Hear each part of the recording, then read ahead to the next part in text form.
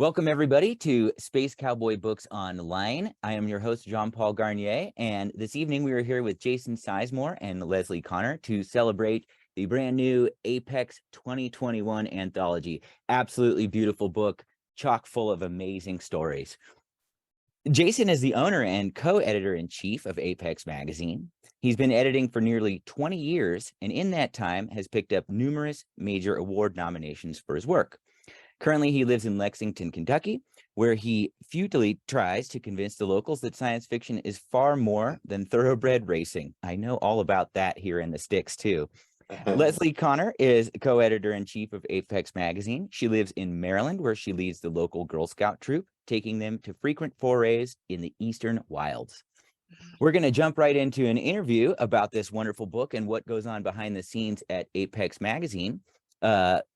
Feel free to ask questions in the chat if anyone has any questions. And I will sometimes direct the questions to either Jason or Leslie, or you two feel free to pick up whichever ones you want. This one will be for Jason, though. Can you fill us in a little bit about the epic and long history of Apex magazine and how and why it all got started?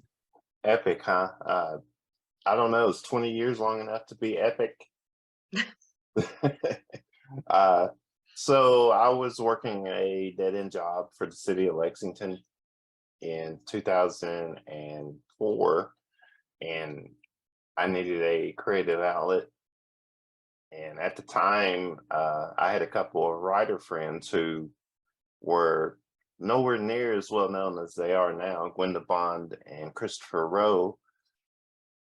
And they ran a little saddle stitch journal called Say that I really enjoyed. I liked the weird experimental nature of the stories, and I thought, well, you know what?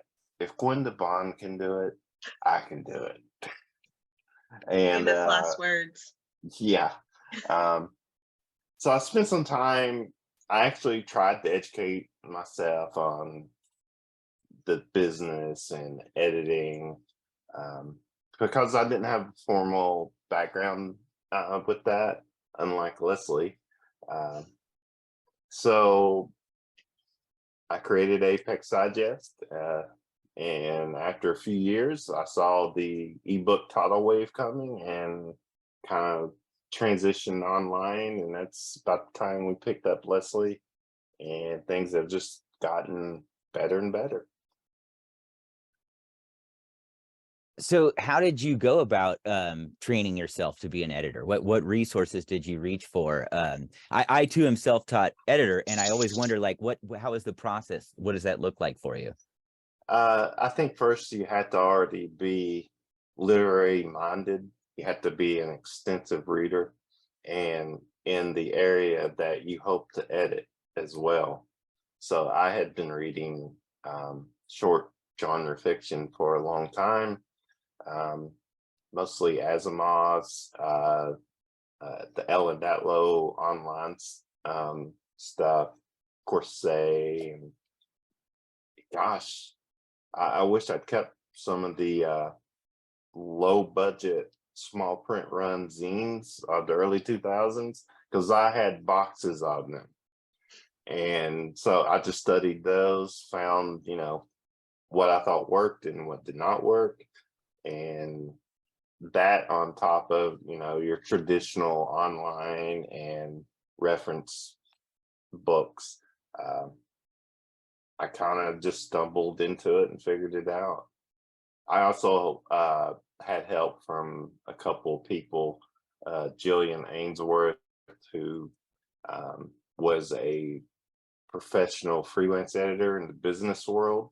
She taught me a lot. And after Jillian left, Janet Harriet, who also had lots of copy editing experience, was invaluable. How about you, Leslie? What was your background in literature before working at Apex, and how did you come to be an editor? I actually have my degree in English, my Bachelor of Arts from WVU. When I was getting it, I didn't have plans of working in editing. I actually didn't know what I wanted to do. I thought I wanted to go back and get my master's degree. But then I got married and had kids and started writing, more of an outlet, a creative outlet, because when you're a stay-at-home mom, you start to slowly spiral into this feeling of like you have no identity. So I decided writing was going to be my identity. And then Jason and I met at a writing conference, and I somehow tricked him into allowing me to join the team. And that has been amazing. I mean, I've kind of just sort of learned the publishing end of it, not from, you know, on the publisher side, not the author side along the way. And so now I'm here. I used to joke with you all the time about how you were secretly planning to usurp me from my position, and look at you, you're halfway there. I'm just clinging on by my fingernails. I'll keep you around. Thank you. So over the years, there's been a lot of amazing people as part of the team for Apex. How have you gone about selecting who's going to work with Apex? Have people found you? Is the story similar to you and Leslie's story? How has this worked out in the past? Well, when it comes to bringing people on board, I have to know them personally to some degree, because there is a lot of stress with this job and not a lot of money, not a lot of fame and glory. You do it because it's a passion, right? I freely admit that sometimes I do make mistakes and hire people who just aren't right for the kind of work that we do, but you know, in general, having people like Maggie Slater, Friend Wild used to be a slush reader for us. Oh, just got lucky in some cases. But I think it's a position where until you're in it, until you've done it, you don't really understand the scope of everything you need to know. Like, nobody in Apex wears one hat. Like, we all have to be able to do multiple things and kind of jump in, because it is a small team. If somebody's not feeling well, or somebody has something where they have to step away, like, everybody has to kind of understand how to do everything pretty much.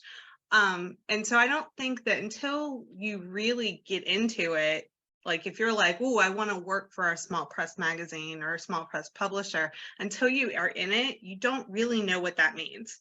And Jason and I can try to tell you, but you don't understand it until you do it. Because I think it's this point, Jason and I are both kind of like glazed over at the extent of how much work it truly is, because we've both been doing it for so long. It can be very overwhelming. And so sometimes people are like, you know what? Love you guys, but no. Mm-hmm. I think it's strange to me that it's not common knowledge, the crushing workloads that editors of small presses experience, that it's always deadline, and it's just a level of intensity that you don't find in some other jobs. And that leads me into a question that I wanted to ask both of you. What has been the most difficult thing about running a magazine and press? What are the greatest challenges that come up for you in this process? And has that changed over the years? I think the continual deadline is the biggest challenge. And I think it always will be, even though we both know that it's there, like we have a schedule and we stick to it relatively well. It's the fact that it doesn't ever let up. like you're like, I constantly find myself saying, well, as soon as I get past X, then I can take a breath. But as soon as X comes, Y is there, and like you just keep going. So I think that's the hardest part, because there are definitely days when both Jason and I are like, I gotta log off. Like, I just need a day to kind of like stare at the wall, like do anything except the grind, because it is a grind, and we don't have any ideas. Like, we're not planning to stop, so the grind never stops. That's right. Was that depressing, We're Jason? eternal. We are eternal. That was a wonderful answer and right in line with what I would say. So like we went on hiatus in 2019 due to I had some health stuff, and when we came back, Leslie and I was like, okay, let's start this again, but we're going to be a little more sane about it. And so we decided to do bi-monthly, double the issue original fiction size, but only had to produce an issue every 2 months. And I remember thinking how big a relief it was to not have a monthly deadline. But that feeling has since dissipated. Now there's like a constant crush of stuff that has to be done every 2 months, and it's just as hard. Surprise, making the issue twice as long means it's just as much work. Yeah.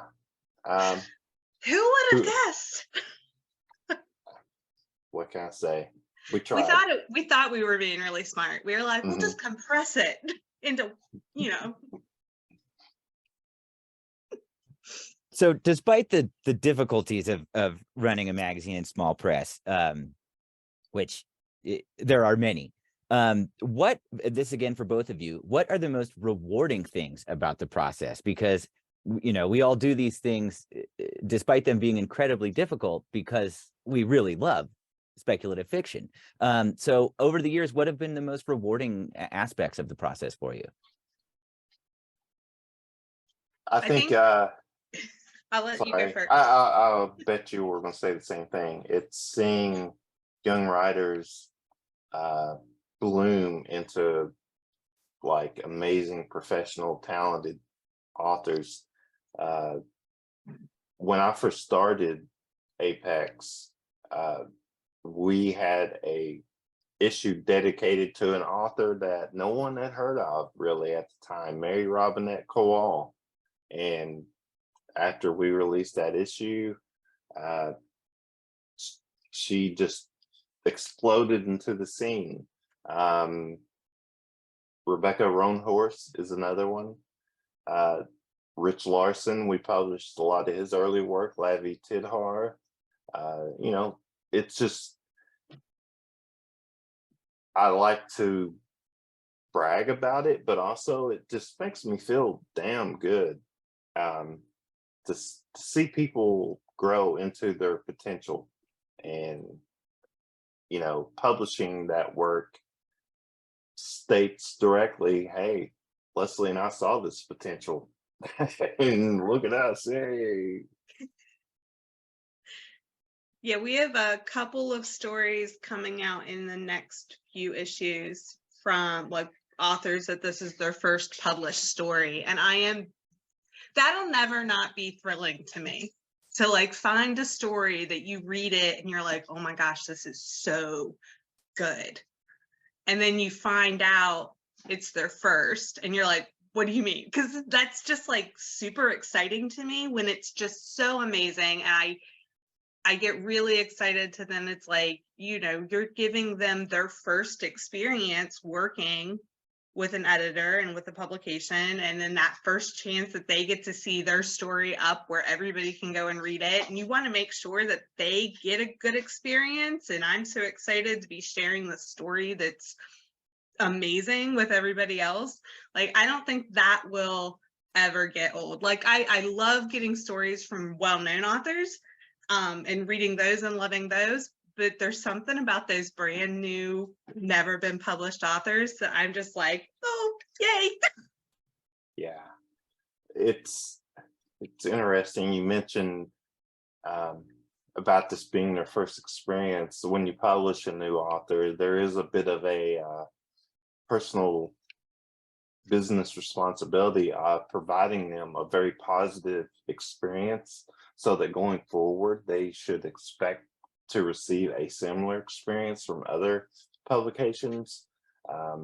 that's something that we pride ourselves on, or we try to do properly, is to treat everyone very well, be very responsive, and try our best to always pay on time.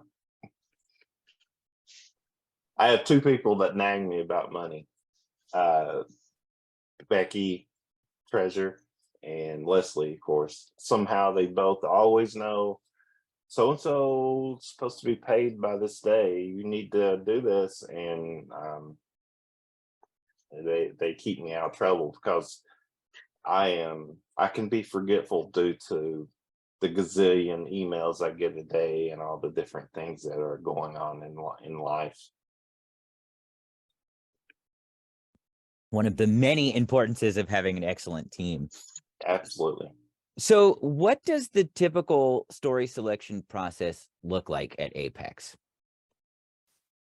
So we are open to submissions 11 months out of the year. We close in December so that our slush team can have a break, and so that Jason and I can hopefully catch up.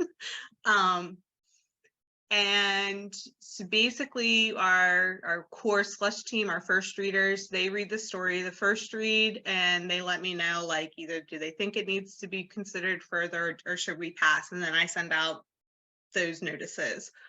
And then our team does a second pass, and I get feedback from a first reader on the stories that were being held.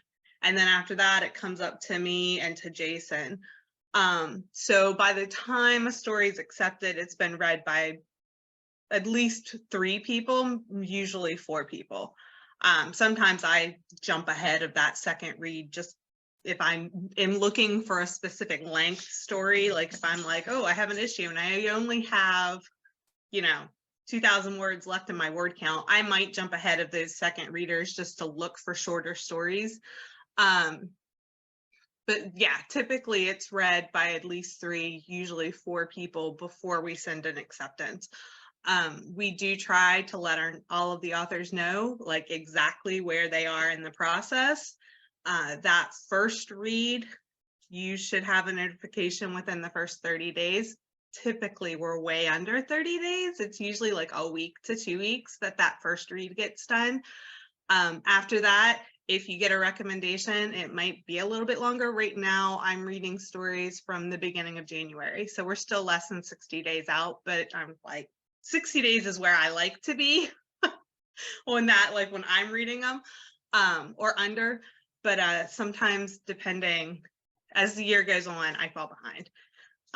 And then Jason usually reads after me, and then we have intense discussions.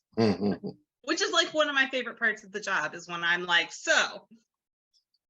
Yeah, we get to geek out. Yeah. And during the editing process, is this, do you ever get into developmental editing, where you see great potential in a story, but it's not quite there? Or, I know personalized feedback is always a tricky one with editors. We usually just don't have time for that, or the comments will be misunderstood. So what does that process look like once it's been selected, or, it's really close, and the next step from there? Typically, we're not doing super deep edits, unless it's a newer author and we can see that it is like so close. Then we might say, hey, we're going to take a little bit of time. But for the most part, we just don't have the time to do deep developmental edits on 6 stories for every single issue. If we would never get finished, the issue would never be done if we did that every single issue. But so most of the time, the stories, we do a copy edit, and then it's going to be read by at least 2 editors to make sure everything is good before it goes in the issue. But we aren't doing super big changes. It's just like little tweaks here and there. I am trying now. Nobody hold this to me, because when I get super busy, this might end. I am trying, when the stories that make it up all the way, now that we are having 2 slush readers read it, so I have fewer stories that are coming all the way up to me. I am trying to give personalized feedback once it gets up to me.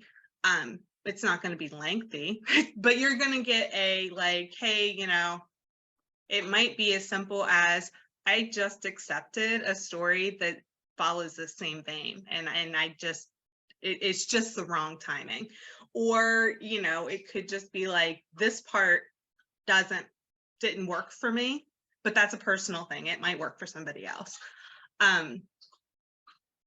But that's always, you know, depending on how, as long as I can stay up on that thing. If I get to where I'm like 90 days out, I'm going to be like, I'm sorry, you get a form.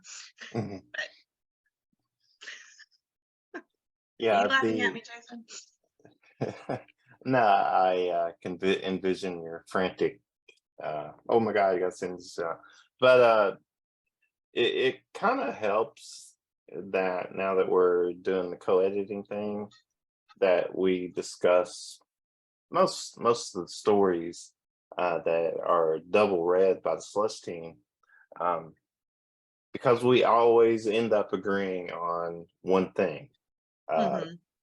The reason we accept it or the reason we're rejecting it. And usually that can be summed up in a sentence, the rejection. And sometimes I get thank yous from writers. Sometimes I get, oh my God, please elaborate. And I'm like Leslie, I'm like, oh, it's too much going on.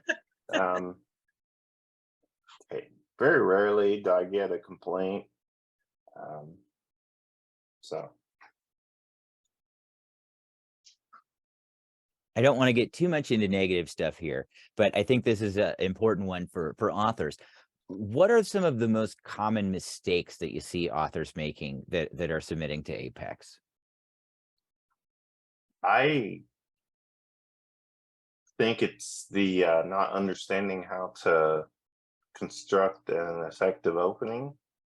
And to that end, we started doing this thing called Snap Judgment, where a panel of editors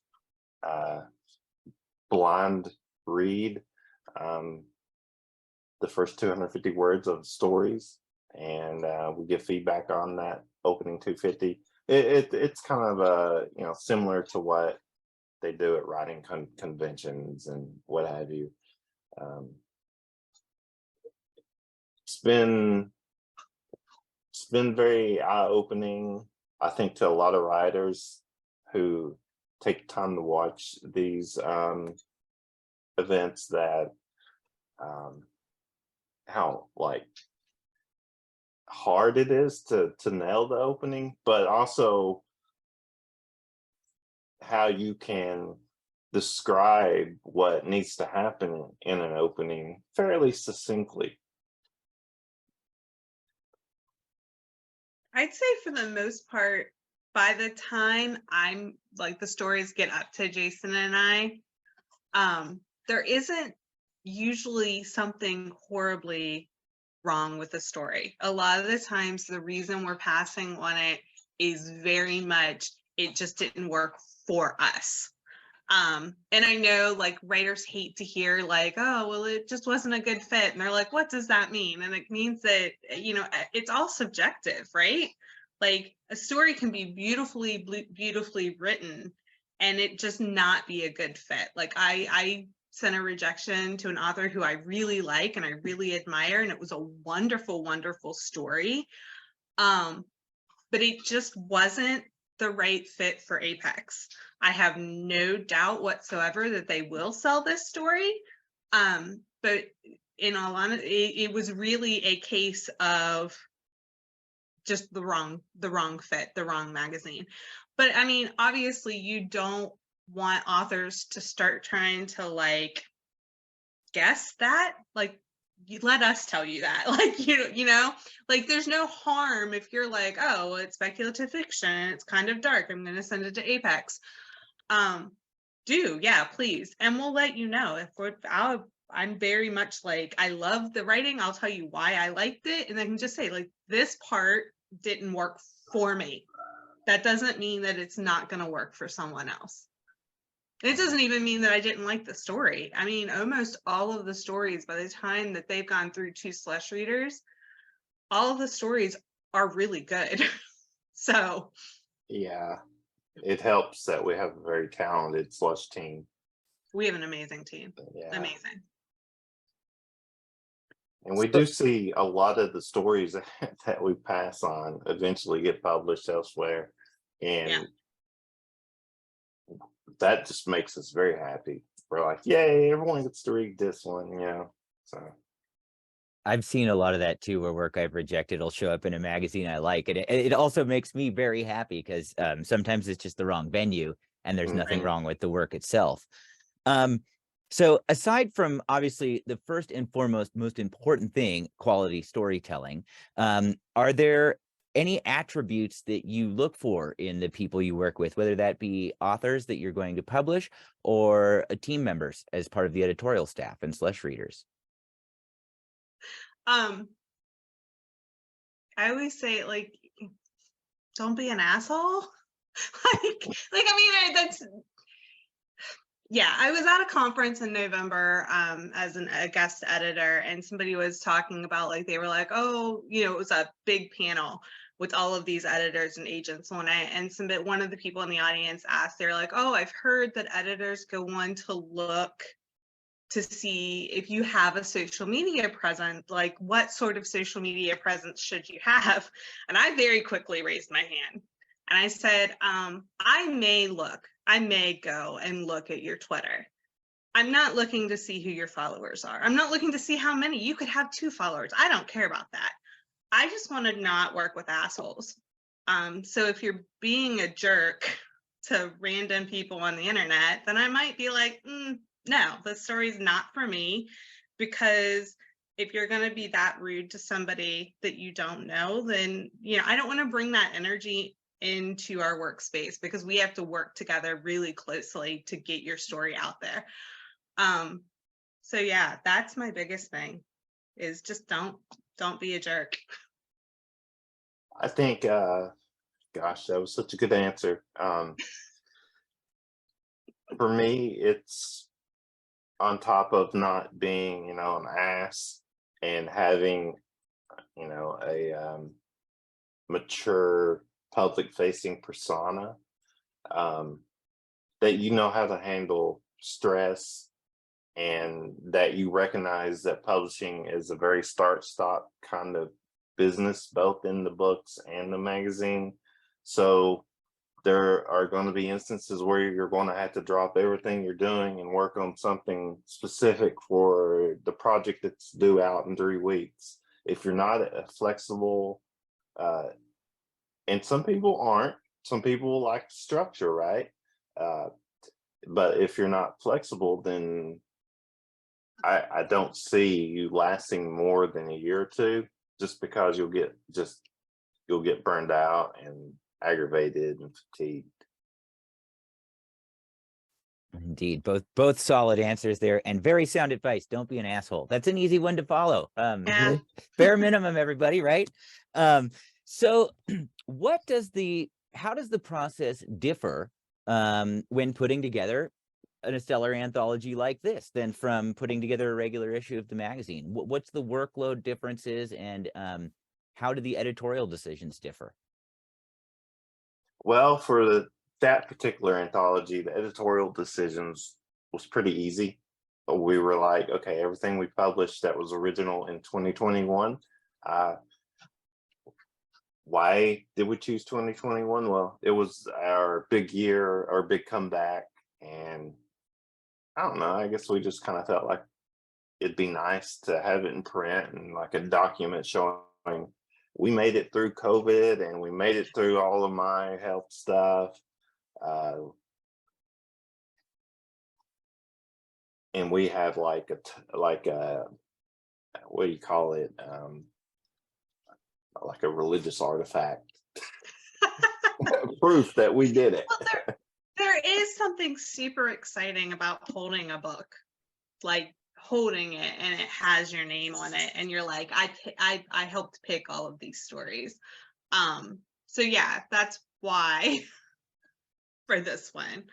But for other projects that we work on, it is different because we don't, typically for the magazine, we don't really solicit stories ever. But like for Robotic Ambitions, which we're kickstarting now, half of the stories are from authors who we ask to participate, and then half of them will come from the slush pile afterwards. So you really have to, I mean, Jason and I had to sit down and be like, well, who do we think could write the stories that are going to fit what we're looking for tone wise for this anthology?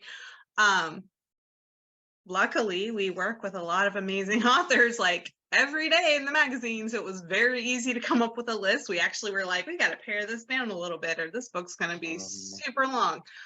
But yeah, that's the biggest difference, is that for like projects like Do Not Go Quietly or Robotic Ambitions, like there is a good chunk of it where we're having to solicit stories.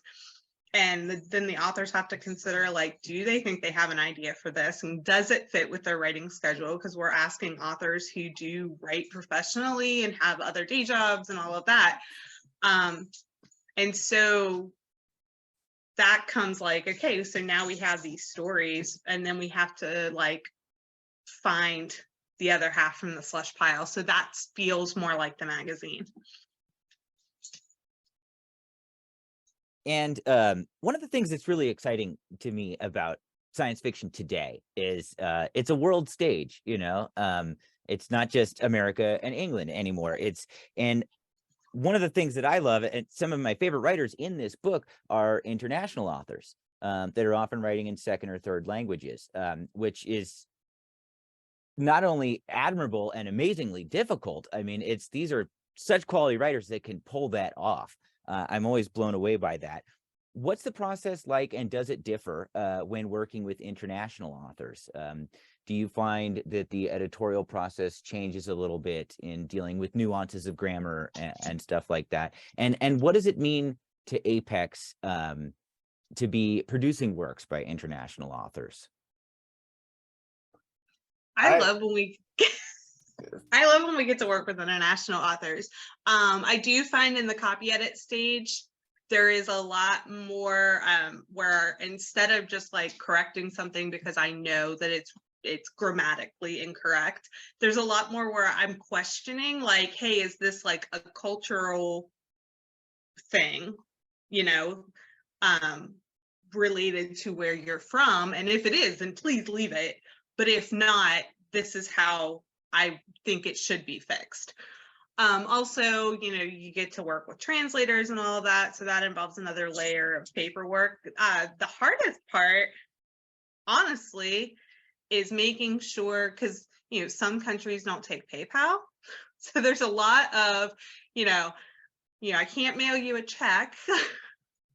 And if you can't take PayPal, so you need to tell me how should we get the money to you so that I can then tell Jason. But to me, it's really great. I love seeing these authors that we're getting to work with from other countries and bringing in cultures and stuff that are different than from what I see day to day. Like, I don't want to read the same thing every single day. I want to experience these authors that are all from different places. So I think that it's great. I'm loving it. Yeah, I'll just echo a lot of that. The voices that English as a second language or third language, non-Anglican cultures, these are often stories that I have not been confronted with, and tropes that I've never seen before, and it's exciting to bring that to readers as well. And that's why we do make an effort to include lots of international authors. Well, it's a very exciting time for this sort of literary conversation to be happening. So applause for that. Over the years, what have been some of your favorite projects that Apex has put together? Because sometimes there's been themes, and I mean, you all have done so much. What are some of the highlights over the nearly 20 years for y'all? What have been the most exciting projects to work on? Well, for me, with the magazine, it was a blast to work on the Sheree Renee Thomas guest edited issue that we did, I think in 2018, may have been 2017. And she did it centered around the zodiac signs of the horoscope. Book wise, probably the most interesting for me has been the World SF series of anthologies. Those were really fun to put together. It also helped that Lavi Tidhar, who is a very interesting, worldly fellow and a very funny guy. He's just really fun to work with. I really enjoy when we bring in any of our guest editors because it gives us. I don't want to say it's easier because like I'm not picking the stories like we It's aren't not picking the easier. stories. It's definitely not easier because there's all of this little stuff that you're like, oh hey, by the way, you may not have thought of this, but like while you're working on putting together these stories, like I need you to like make sure you write down the genre of the story because we like to keep track of that for when award nomination season's coming up and it's like, oh, we're looking for fantasy. And like I need to quickly be able to scan my tags, or like you need to put in content warnings and all of that. So it's a lot of making sure that our guest editors see and understand the entire process because again it's like you say, oh, you're guest editing, you're choosing the stories, yes, but like now what order do you want them in? and all of the like, you know, who are you going to have for the podcast fiction and all of these different things. So it's exciting to kind of see how they do Apex, you know what I mean? Like Jason and I very much have a very clear idea of what Apex magazine is. So it's really interesting to be able to take somebody else that's outside of that and that hasn't lived and breathed it for years and years and see what they can do. So that's exciting. I really enjoy that. Talk about our exciting guest, our next guest edited issue. It's coming out very soon. April. We have Iori Kasano is doing an Asian and Pacific Islander focused issue, and which is probably why I'm thinking about all the little things because that's kind of what we're working on right now. But they have selected some beautiful stories, and it's been really exciting to get to be introduced to authors whose names I I didn't recognize right off the bat and stuff. So yeah, that's coming in April and it's very exciting. It's very busy right now behind the scenes at Apex because we have an issue in March and in April and in May. But yeah, that's coming out in April. That's the thing. I think one of the things I enjoy most about the guest edited issues is it usually when we do them, we have a cultural or specific like focus on it. Like our last one was Native Americans and people, original First People in America. And we had Allison Mills guest edit, and she's Canadian, first person, and she found just all these wonderful authors that somehow or another I had never heard of. Some of them I should have, and I am very glad that I'm familiar with all the work now, and I'm sure Iori's selections will be the same way for me. Yeah. That is very exciting. And there are so many wonderful voices in science fiction today. I mean, one can't read enough to keep up with it all. So it's wonderful to bring other people in for that. Um, over the years, some amazing things have happened for Apex, among them winning the BFSA award and being a finalist for the Hugo multiple times. I was wondering if you all could tell us about what those experiences were like.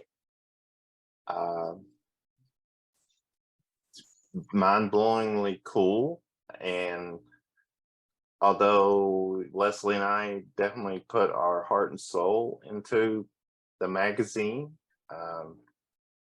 the award nominations are almost always very unexpected, and it's always the stories, for the most part, that we don't expect to get the award attention that do. I think the only one that we ever thought, yeah, this is going to be award season material was Mr. Death by Alex E. Harrow. Yeah, definitely. I will say just a very quick story. When I found out about the BSF award, I was actually in a Build-A-Bear workshop with my 15-year-old daughter and a whole gaggle of her friends because she decided that's what she wanted to do for her birthday. And so I'm like standing in the middle of Build-A-Bear with these teenagers like going, oh my gosh, guys, look. And they're like, why is your mom being so weird? So yeah, it was a very weird time to find out because I was like completely geeking out and they don't know what I do. They have no idea. So Yeah, to hammer home the point that we didn't really expect to win, I somewhat obnoxiously decided that, I don't need to write an acceptance speech, and I had a couple of our slush team members was like, "Are you stupid?" And I was, and so I wrote like this little 2-paragraph, what I thought was a very eloquent acceptance, and we actually had someone on site to accept the award who was a team member. So that was really cool. Well, congratulations. Absolutely well deserved on that. Thank you.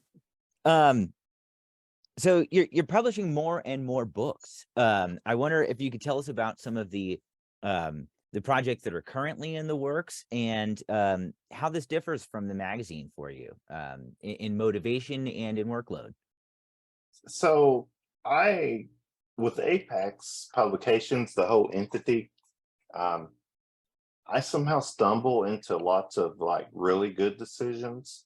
And one of those was I decided that we were going to focus a little more on the books. And to do that, I needed someone to step in and help me with the editor-in-chief role of the magazine. And I think that has been incredibly successful. So another good decision by Sizemore there. Now on the book side, we determined that running a zine, you're not going to fund the business that way. So we do have to produce certain number of book titles each year to keep financials flowing pretty well. That's just the fact of the marketplace, but it's also a very fun area for us to stretch our wings, like with our anthology series, with like Robotic Ambitions, and we do a lot of collections. We have one by Tobias S. Bakel coming out. We picked up Eugene Bacon's really good and award-winning collection from Australia called Dang Black Thing. And we try to mix in some novels, and we've had some luck picking out quality sci-fi. We did Plague Birds year before last, and Pimp My Airship by Maurice Broaddus, who has a book out this year that's making some nice noise called Sweep of Stars. So I'm very proud that we're able to replicate some of the success that we've had on the magazine side, on the book side as well.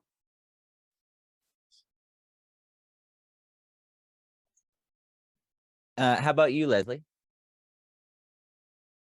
there a difference in your job there? I haven't been doing, since I stepped up more into the editor-in-chief role with Apex Magazine, that frees up a lot of time for Jason to work on the book side. So he sends me things and he'll be like, hey, how do you think this looks? Or how's it, but I haven't been working as directly with the book side recently because I've picked up so many roles within the magazine. I used to work, I was exclusively on the book side before I started taking on more magazine roles. So it's actually kind of funny because it's kind of flipped. But I'm super excited to get to kind of really delve into some of these new projects that we have coming up. I feel like every time I turn around, Jason's like, hey, guess what we're doing? I'm like, okay, wait. Yeah. So yeah, it's just super exciting to see what's coming up, and I'm really excited because the authors that he's lining up are authors that I'm all very familiar with, and I know that it's going to be amazing. Like I don't even have to worry about it. And so I get to like kind of cheerlead from the side and be like, you're doing great. So for both of you, having been involved in SF for a considerable amount of time, what are some of the things that you would like to see more or less of in science fiction? And by that, I mean thematically. Or what things have been, have you seen too much of over the years, or I not feel like enough this is of? a trick question because whatever I say I want to see more of, suddenly we will get like a glut of, and I'll be like, I'm sick of it now. Really, it really is a hard question because, I can say I don't like, mermaid stories or whatever, but then somebody will send one in that makes me absolutely, fall in love with it. Like I know in previous interviews, I'll be like, fantasy, like hard fantasy is not really my thing. Like that's not what I'm naturally going to go towards. But then I find stories and I'm like, this person did an amazing and they've made me love it. So it's really hard to be like, oh, I don't want to see this, because as soon as I say that, somebody's going to prove me wrong. And I'm going to be like, actually, I did want to see it. I just wanted to see it like that. So really it's really hard. And it's really hard to be like, oh, well, I need to see more of, because it's like right now I have like 27 stories waiting for me to read them. And hundreds of others that are still waiting through the slot, through our first readers. And so I can't guess what's there. So that is my non-answer.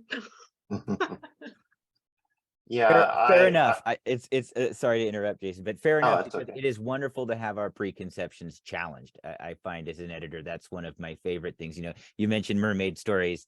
I thought I didn't care about mermaids until I read Mermaids Monthly magazine. It was like, wow, there's a lot of great mermaid stuff out there. And that's what the thing, like the March issue that's coming out next week. The first story that's coming out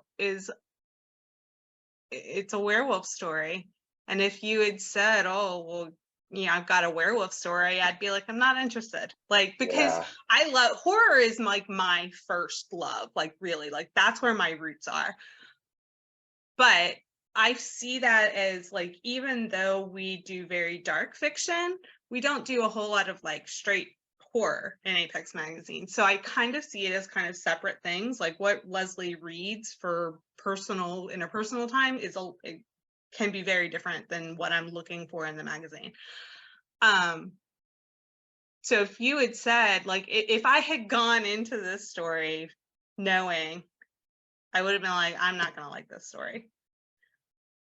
And then it blew me away because it's so much more than a werewolf story. So it's like, I can't say, don't send me a werewolf story or a mermaid story or whatever, because the moment I say that, then somebody's going to send me one and I'm going to be like, I was a liar. I love this one. What the Sage Turtle story? Oh, I love that story. Do you remember the title of it? I'm drawing a blank. On The Fruit of the Princess Tree. Yes. Okay. Oh my gosh, I love that story so much. If you had told me, Jason, here, and you slid the story to me, and you're like, here is a story about princesses and princes, and it's kind of written in a high fantasy language, I would have been like, no thanks. I like the edgy stuff, right? And Sage proved me wrong, and it's really cool when writers are able to bash these preconceived notions that some of us still have, because what we see all the time in pop culture and the zeitgeist, if you have an idea that challenges what we're shown all the time, then you have a good shot of being published in Apex or one of our anthologies.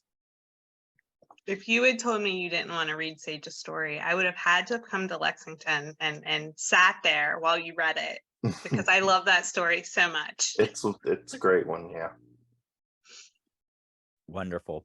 Thank you both so much for joining me this evening to talk about the magazine and the books. Before we go, you mentioned a few upcoming projects, but what does the rest of 2023 look like for Apex? Ooh, ha, ha. So we're doing the Kickstarter now for Robotic Ambitions, Tales of Mechanical Sentience.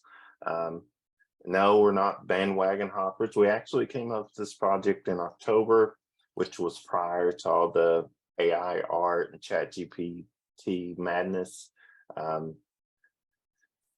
After that Kickstarter project, we have one planned in October for an anthology I'm doing with Cherie Renee Thomas. Hopefully that one will go well, and that one is like a green book for horror. So I'm very excited about that one. We have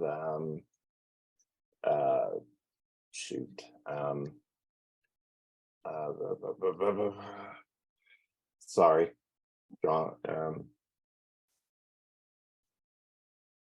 Cherie. That's all I got to say. Yeah. Of course, the Eugene Baker collection. We have issues of the magazine coming out in March, April, and May, and then it'll be bi-monthly again. And looking at the stack of stories that we've accepted but haven't been like placed in the issues, I'm very excited. That's the hardest part about being an editor, is that you know what's coming up and you can't talk about it. So the March issue, I am thrilled with. I'm thrilled with the way that it came out, and I'm super excited for everybody to get to read it. The April issue is looking fantastic. May is already like, I'm like, we're most of the way gotten it scheduled and everything. Like, we're working on edits and everything now. So it's super exciting. It's really exciting to be working with these authors and everything, because we've got a lot of authors lined up who we've not worked with before, which I love. I love working with new authors. Mm-hmm. Well, wonderful. Very much looking forward to everything that's coming up. For the audience, absolutely get your copy of Apex Magazine 2021. Fantastic book. There's a link in the chat if you're watching on YouTube, in the info below. Thank you so much, Jason Sizemore and Lesley Connor, for joining Space Cowboy Books tonight. Really looking forward to everything you have coming up. Thanks so much. Thank you. Thanks for having us.